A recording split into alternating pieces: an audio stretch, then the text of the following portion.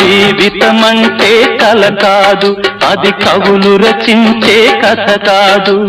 కనుమరుగైనది సిరి కాదు, అది మనదని తలచుట సరికాదు.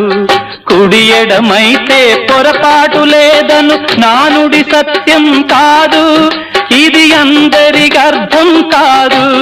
ఓ